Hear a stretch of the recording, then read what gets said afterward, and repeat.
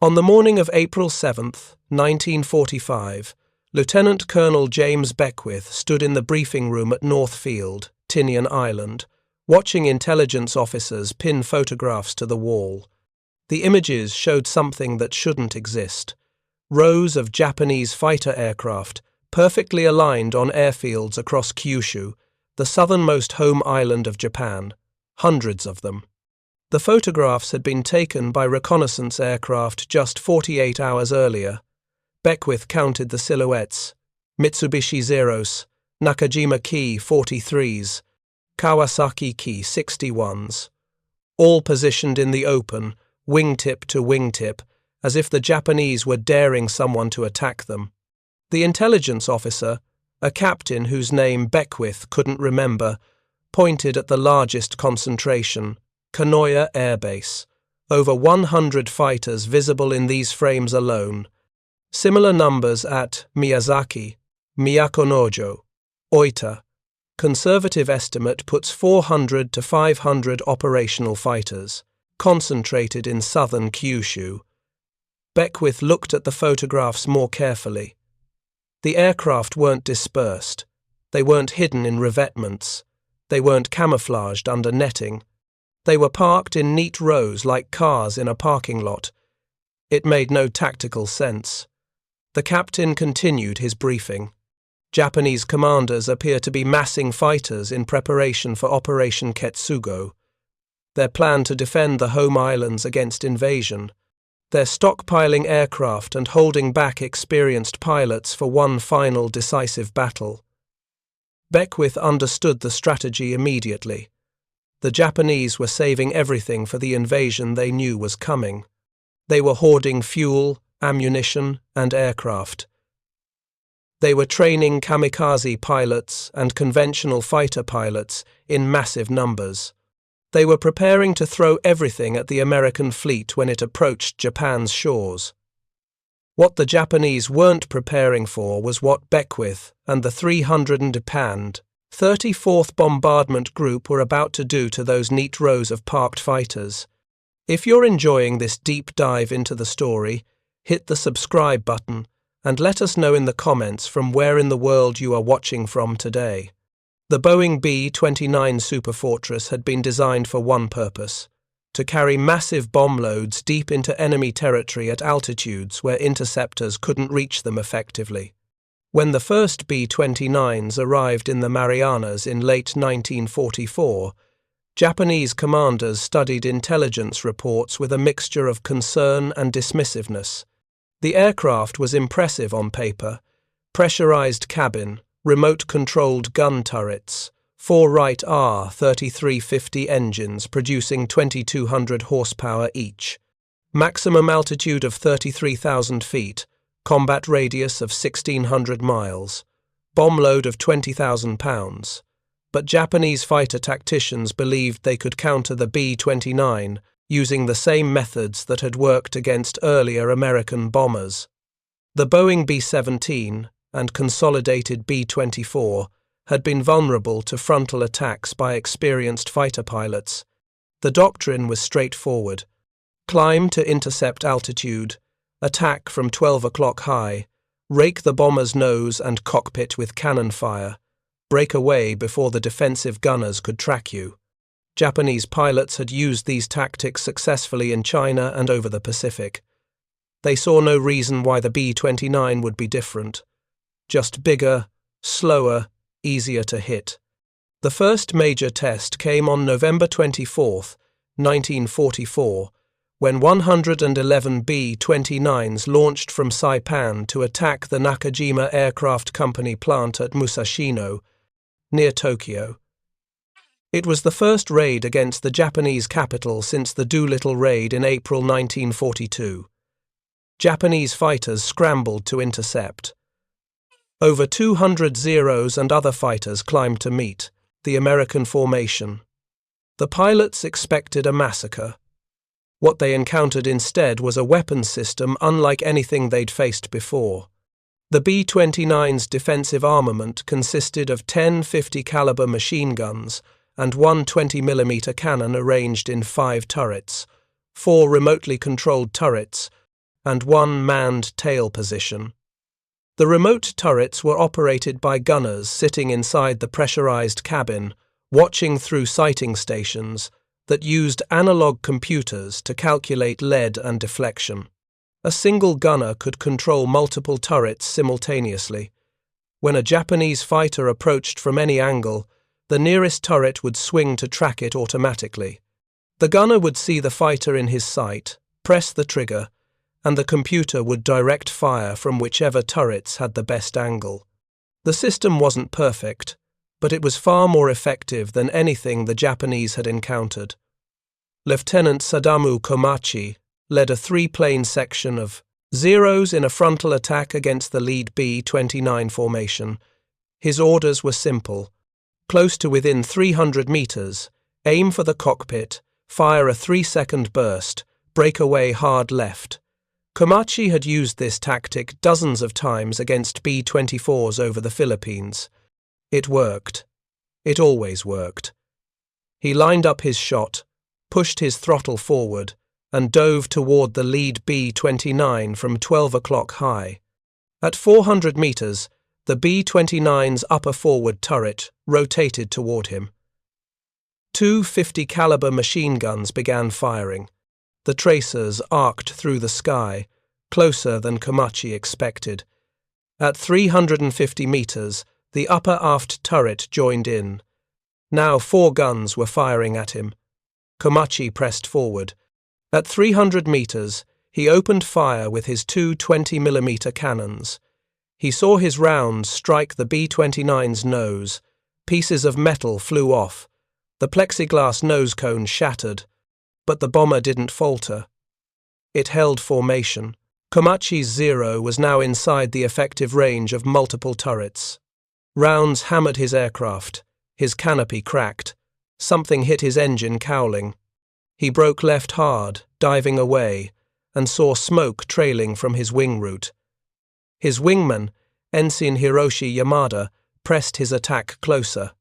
Yamada reached 250 meters before the concentrated fire from 3 turrets hit his Zero. The engine exploded. The aircraft disintegrated in mid-air. Yamada never had time to bail out. The third pilot in Komachi's section watched Yamada die and broke off his attack early. He'd learned the lesson. The B-29 was not a B-24. Its defensive fire was overwhelming. Closing to effective cannon range meant flying through a storm of 50 caliber rounds. That first raid in November 1944 saw Japanese fighters make aggressive attacks for over an hour. They shot down 1 B-29. They damaged 17 others. But 40 Japanese fighters were destroyed, 40 pilots dead or wounded. The exchange rate was catastrophic. Japanese commanders reviewed the combat reports and adjusted tactics.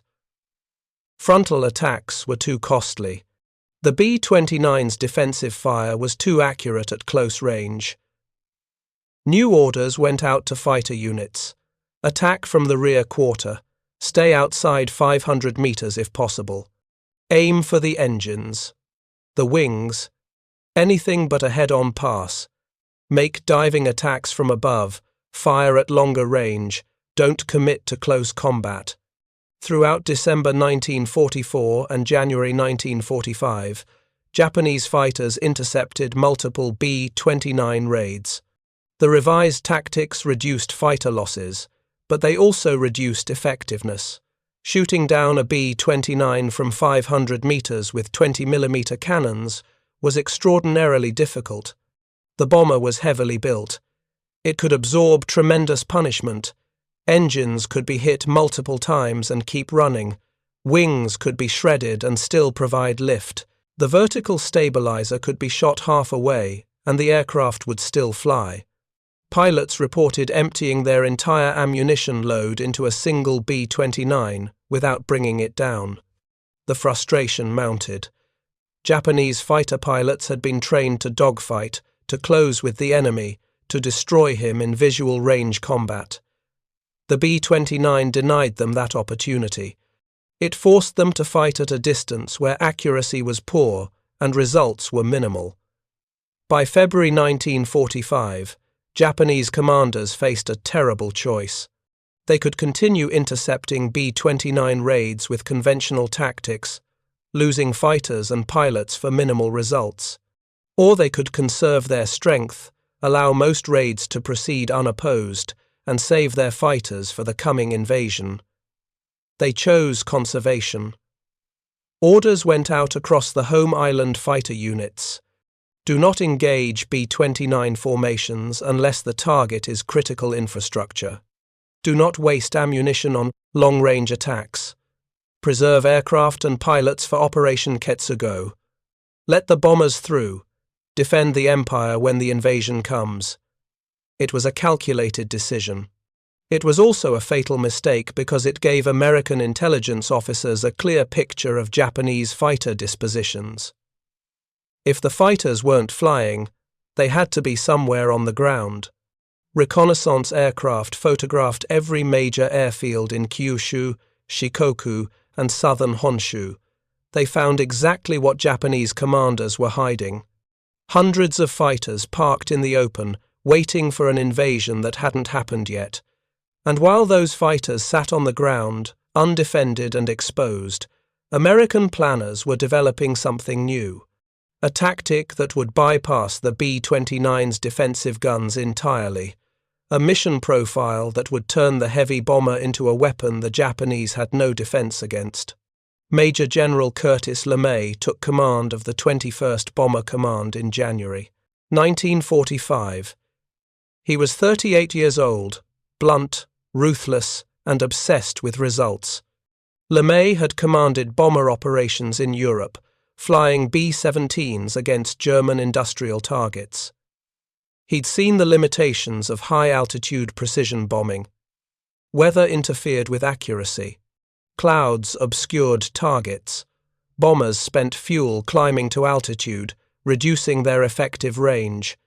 Defensive gunners struggled with frozen equipment at 30,000 feet, and, despite all the disadvantages, high-altitude bombing was considered the safest approach because it kept bombers above most flak and made fighter interception more difficult.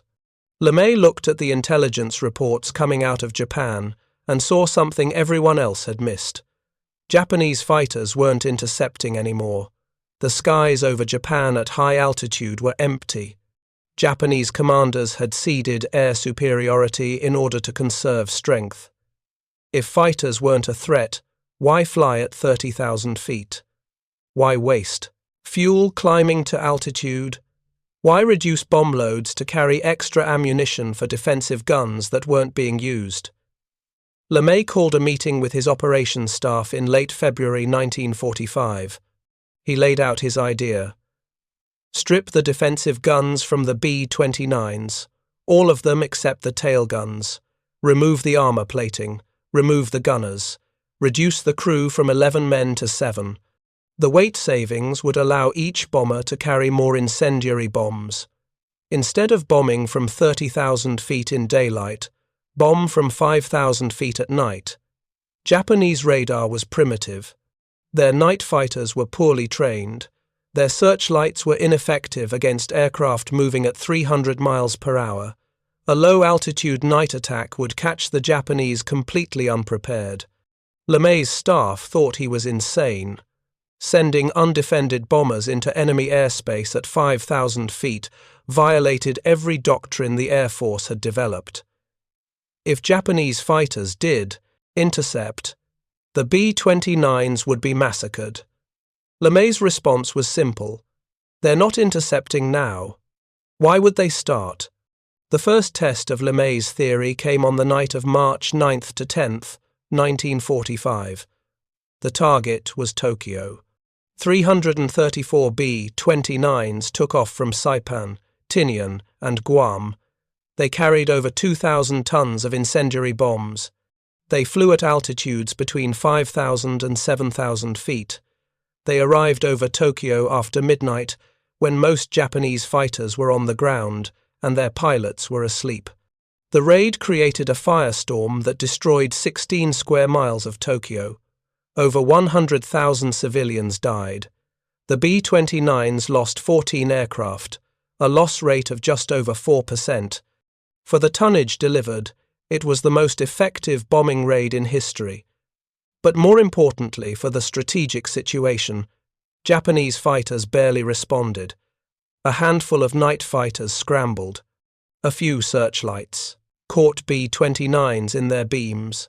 Some anti-aircraft fire damaged bombers.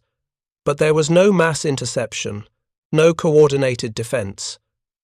The Japanese were caught completely off guard. LeMay had been right. The night sky over Japan belonged to the B-29s. Over the next 2 weeks, LeMay ordered similar raids against Nagoya, Osaka, and Kobe.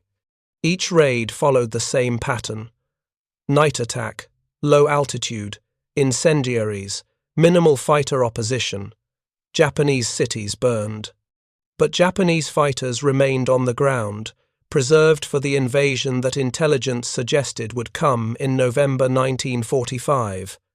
LeMay studied the reconnaissance photographs showing concentrated fighters on Kyushu airfields.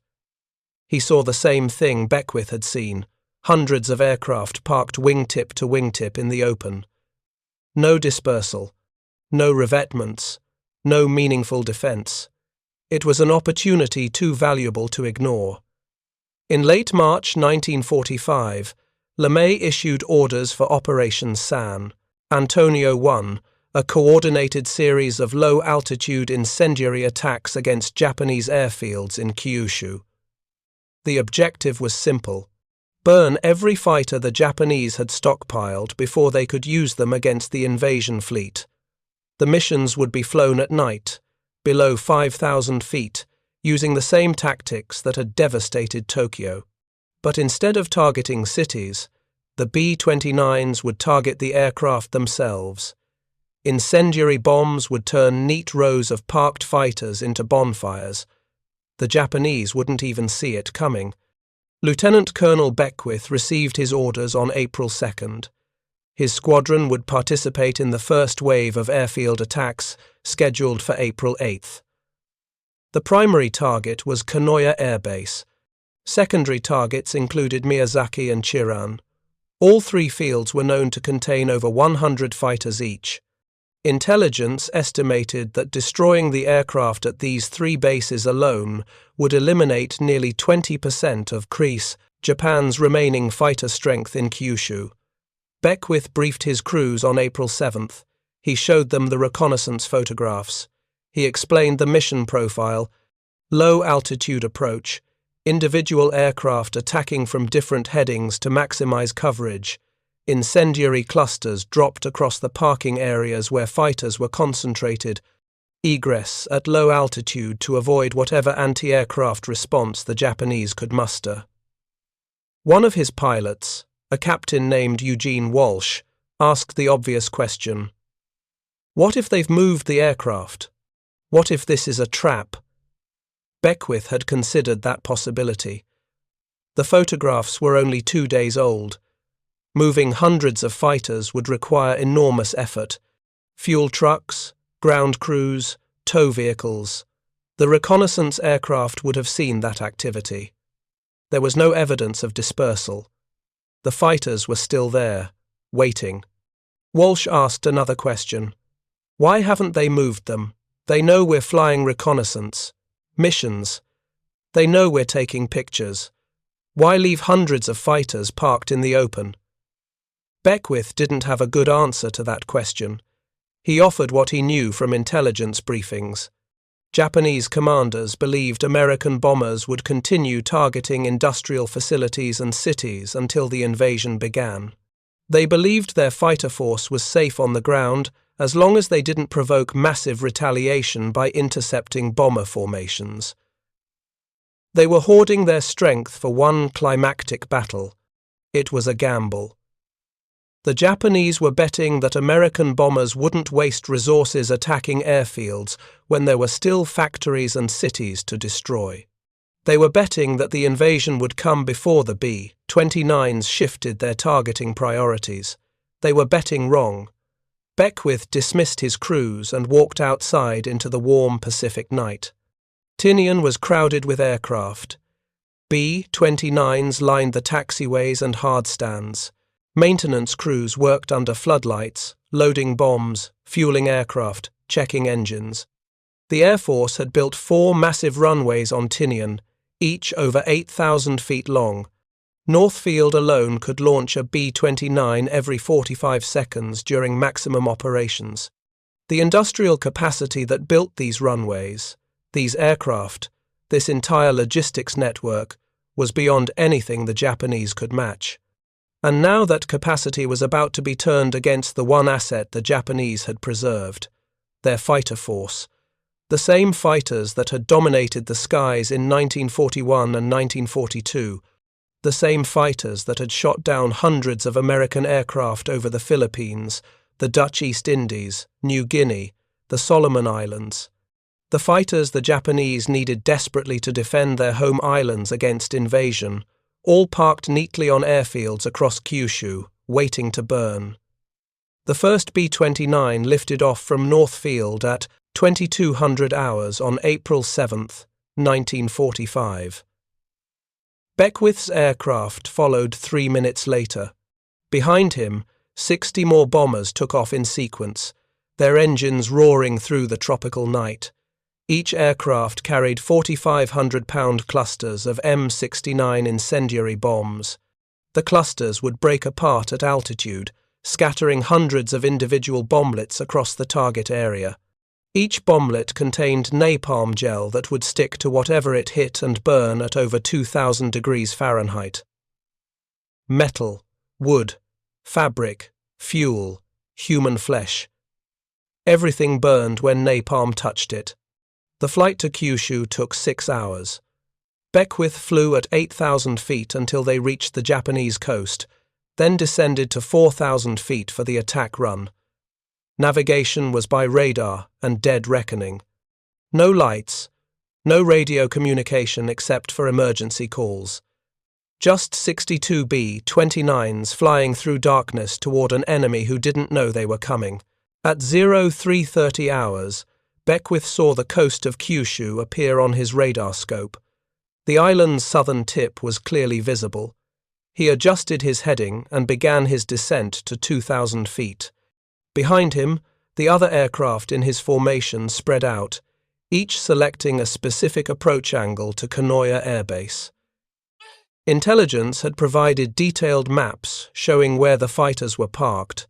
3 main concentrations: North Parking Apron with approximately 40 aircraft, East Dispersal Area with 60 aircraft, South Revetment Area with another 50. The revetments weren't proper hardened shelters, just earthen berms that provided protection from lateral blast and fragmentation. They wouldn't protect against incendiaries dropped from directly overhead. Beckwith's bombardier, Lieutenant Carl Morrison, watched through his bomb sight as the airfield came into view. Moonlight illuminated the runways. Morrison could see the silhouettes of parked aircraft. Rows and rows of them, exactly where the reconnaissance photographs had shown them. He adjusted his aiming point and waited for Beckwith to steady the aircraft on final approach. At 2,000 feet and 210 miles per hour, Morrison released the bomb load. 40 clusters tumbled out of the bomb bay. They fell for approximately 8 seconds before the barometric fuses triggered separation. Each cluster broke apart into 38 individual bomblets. 1,520 incendiaries scattered across Kanoya's north parking apron in a pattern roughly 300 feet wide and 800 feet long. Morrison watched through his sight as the first bomblets hit. Small flashes appeared across the parking area, then larger fires as the napalm ignited. Within seconds, the entire apron was burning. Aircraft erupted in flames as the incendiaries punched through their thin aluminum skin and ignited fuel tanks and hydraulic lines. The fires spread from one aircraft to the next. Wingtip parking meant that fire on one fighter immediately threatened its neighbours. Beckwith pulled up and banked left, clearing the area for the next bomber. Below him, Kanoya was transforming into an inferno. Other B-29s were dropping their loads on the east dispersal area and south revetments. More fires appeared, more aircraft burning. The entire airfield was illuminated by flames that climbed hundreds of feet into the night sky. Japanese anti-aircraft batteries opened fire. Searchlights stabbed upward, trying to track the bombers. Flak bursts appeared at random altitudes, the gunners firing blind because they couldn't see their targets clearly. One searchlight caught a B-29 in its beam. 3 other lights swung to intersect at the same point. The trapped bomber was suddenly visible, a silver shape against the black sky. Anti-aircraft fire concentrated on that point. Flak bursts walked toward the bomber. The pilot, Captain Donald Pierce, pushed his throttles forward and dove for the deck. The searchlights tried to follow but lost him when he dropped below 500 feet. Pierce leveled off just above the treetops and flew north at maximum speed. His aircraft had taken several hits but nothing critical. He'd lost an engine, cowling, and had holes in his vertical stabilizer. His crew was shaken but unhurt. Behind him, Kanoya burned. The attack lasted 27 minutes. 62 B-29s dropped their full loads on 3 airfields across southern Kyushu. Kanoya, Miyazaki, and Chiran all erupted in flames simultaneously. Japanese ground crews tried to fight the fires. They pulled aircraft away from the burning areas when they could. They used fire trucks and chemical foam. They formed bucket brigades from nearby water sources, but napalm doesn't extinguish easily. Water sometimes made it worse, spreading the burning gel across a wider area. The fires burned for hours. When dawn broke on April 8th, reconnaissance aircraft photographed the results. Kanoya Air Base showed 73 destroyed fighters. The aircraft were burned to their airframes. Wings had collapsed, fuselages had melted, engines had seized from the heat. Nothing was salvageable. Miyazaki lost 61 aircraft. Chiran lost 54. Total losses from one night's attack, 188 fighters destroyed on the ground. The B-29s lost 2 aircraft. One went down over the target area, hit by anti-aircraft fire. The crew of 11 died. Another crashed on the return flight when an engine failed over the ocean. 6 crew members were rescued by submarine. 5 were lost. 2 bombers and 16 men in exchange for 188 fighters. The mathematics of strategic bombing had rarely been so favorable. Japanese commanders received the damage reports throughout the morning of April 8th. The reaction was disbelief, followed by rage. Rear Admiral Matomi Ugaki commanded the 5th Air Fleet, responsible for Kyushu's air defences. He'd been at his headquarters near Kanoya when the attack began. He'd watched from a distance as his carefully hoarded fighter force burned. His diary entry for April 8th, 1945, preserved in Japanese archives after the war, captured his despair. The enemy has discovered our preparations. They have destroyed in one night what took us months to assemble. Our pilots watched their aircraft burn and could do nothing. We have no night fighters capable of intercepting at these altitudes. We have no radar sufficient to track individual bombers. We have no searchlights powerful enough to illuminate targets reliably. We stood helpless while the enemy destroyed our strength. Ugaki understood immediately what had happened. The Americans had been watching. They'd photographed every airfield. They'd counted every aircraft. They'd waited until the concentration was maximum, then struck with overwhelming force at a time and altitude where Japanese defences were weakest. It was methodical, efficient, and utterly devastating. Ugaki ordered immediate dispersal of all remaining aircraft. Fighters were moved to small auxiliary fields, hidden under trees, placed in camouflaged revetments, dispersed to road strips, anything to prevent another catastrophic loss. But the dispersal came too late and created new problems. Fuel had to be distributed to dozens of locations instead of a few central bases.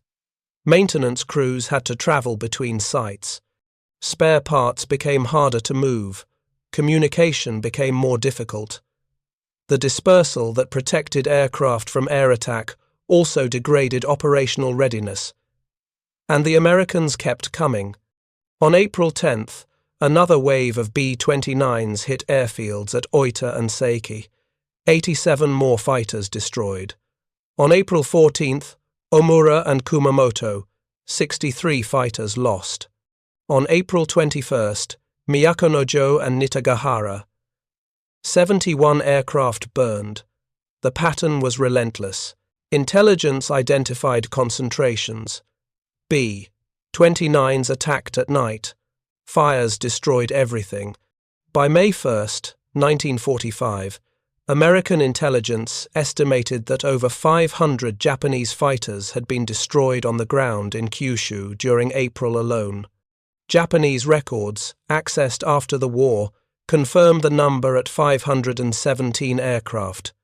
Operational strength of the 5th Air Fleet dropped from approximately 800 aircraft in early April to fewer than 300 by the end of the month. Pilot losses were minimal because most pilots weren't in their aircraft during the night attacks, but aircraft losses were catastrophic.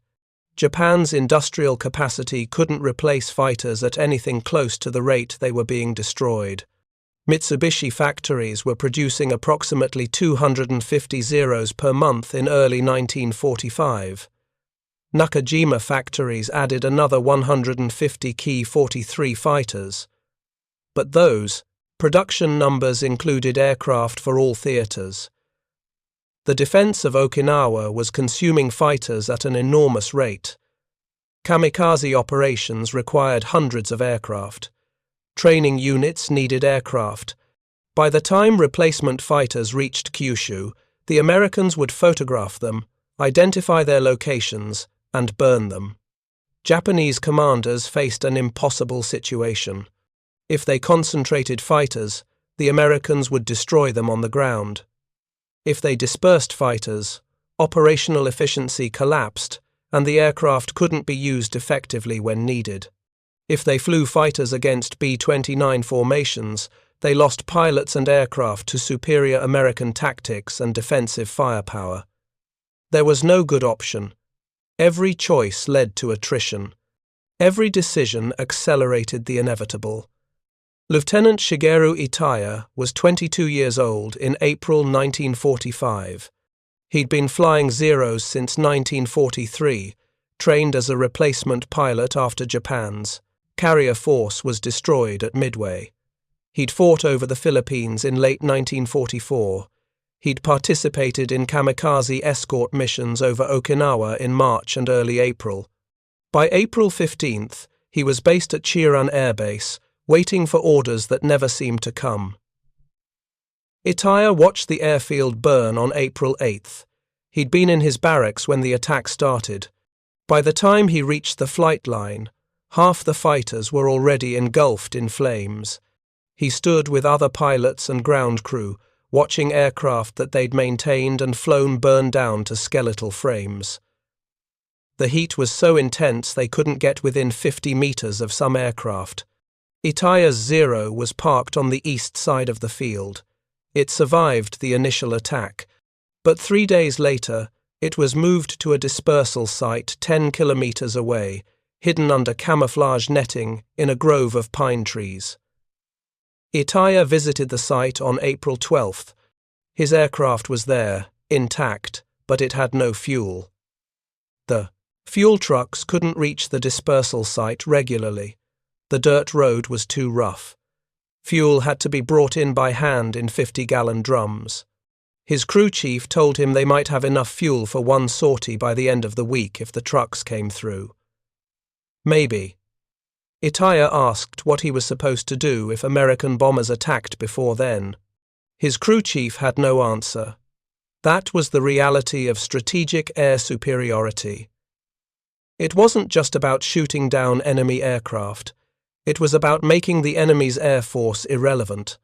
The B-29s had achieved that by April 1945. Japanese fighters existed, but they couldn't operate effectively. They couldn't concentrate without being destroyed. They couldn't disperse without losing operational capability. They couldn't intercept without suffering unsustainable losses. They'd been neutralized without ever engaging in the climactic battle their commanders had planned.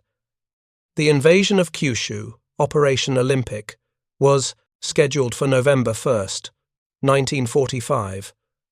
American planners expected Japanese air opposition to be intense. Intelligence estimates in March suggested Japan might have 1,500 fighters available to contest the landings. By June, after 2 more months of B-29 attacks on airfields, that estimate had been revised downward to fewer than 600 operational aircraft in Kyushu. The reduction was almost entirely due to aircraft destroyed on the ground. By July, intelligence photographs showed Kyushu's major airfields nearly empty. Aircraft that remained were dispersed so widely that coordinating any mass attack would be nearly impossible. The fighters the Japanese had laughed about defending against B-29s were gone, burned in rows on the airfields where they'd been parked. The irony was profound. Japanese commanders had preserved their fighter force by refusing to engage B-29 formations at high altitude. They'd watched American bombers devastate their cities rather than waste fighters in combat where the loss ratios were unfavorable. They'd saved their strength for the decisive battle that would come with invasion. But that very decision, that calculation to preserve fighters on the ground, had made those fighters visible, concentrated, and vulnerable. The B-29s didn't need to fight Japanese fighters in the air, they just needed to find them on the ground and burn them. Curtis LeMay had understood this principle from the beginning. Air superiority wasn't about winning dogfights. It was about destroying the enemy's ability to contest your operations. If enemy fighters won't come up to fight, you go down to where they are and destroy them there. The tactic had worked beyond anyone's expectations. Japanese fighter strength in the home islands was shattered before the invasion even began. When the atomic bombs fell on Hiroshima and Nagasaki in August 1945, Japan's fighter force was already so depleted that it couldn't have mounted effective opposition to Operation Olympic, even if the invasion had proceeded. The surrender on August 15th ended the war before that final test occurred. But the outcome was already determined by what happened in April and May. 517 fighters destroyed on the ground in Kyushu alone. Hundreds more destroyed at airfields across Honshu and Shikoku. The fighter force that was supposed to defend Japan's home islands was gone. After the war, American occupation forces examined Japanese records and interviewed surviving commanders. Admiral Ugaki's diary was recovered. He'd continued making entries until his death on August 15th, when he flew a kamikaze mission hours after the surrender was announced. His final entries described the progressive collapse of Japanese air defenses.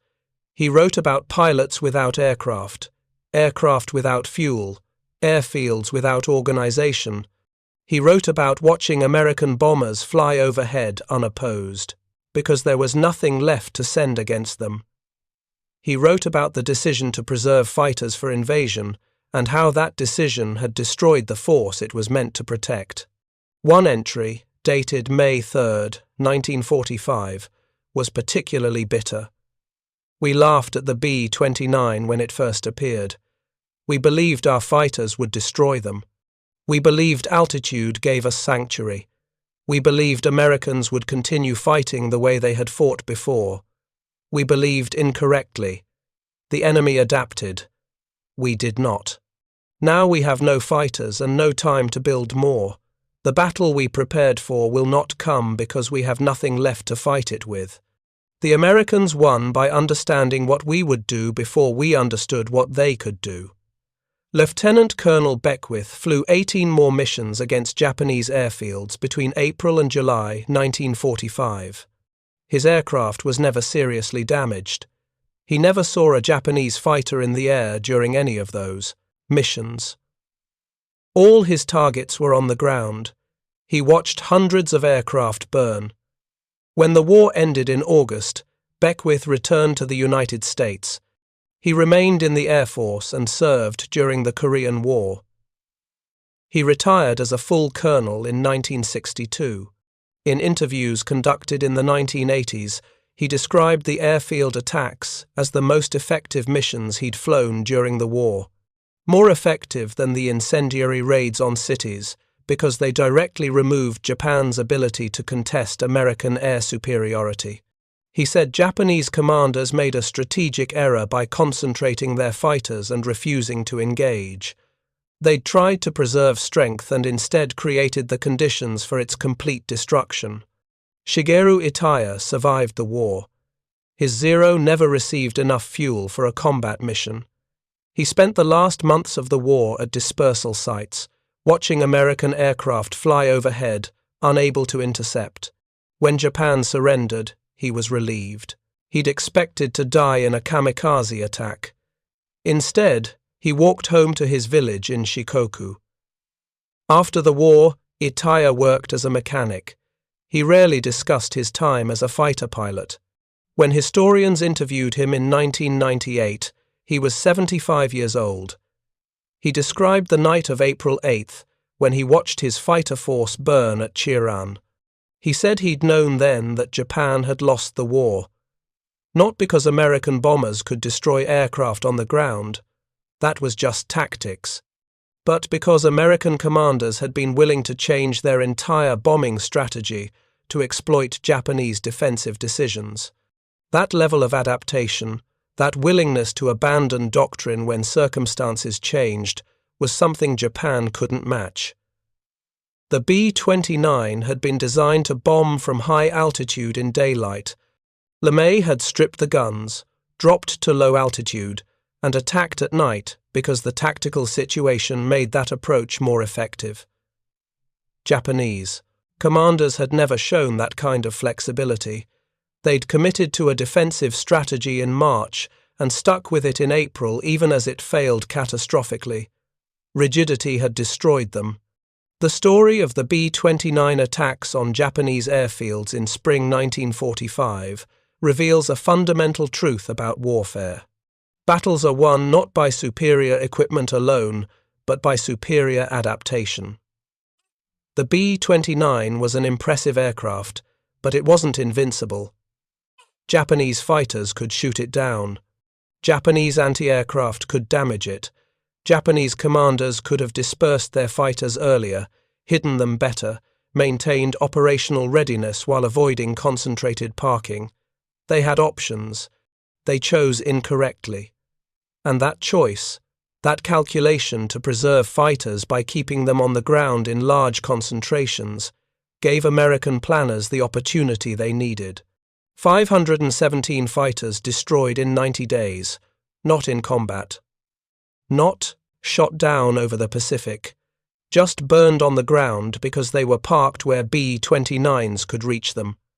The pilots who would have flown those fighters survived, but they had nothing to fly. When Operation Olympic was cancelled in August after Japan's surrender, American invasion planners knew they'd already won the air battle. The fighters that were supposed to contest the landings were gone. The kamikaze aircraft that were supposed to destroy the invasion fleet had been burned before they could launch. Strategic air superiority had been achieved not through endless dogfights, but through methodical destruction of enemy aircraft on the ground. It was efficient, it was effective, and it demonstrated that air warfare had evolved beyond the concepts that had governed it in 1941. By 1945, the side that controlled the sky could reach down and destroy anything on the ground. Fighters, factories, cities, infrastructure, nothing was safe. The B-29 raids ended a way of thinking about air defense that had existed since World War I.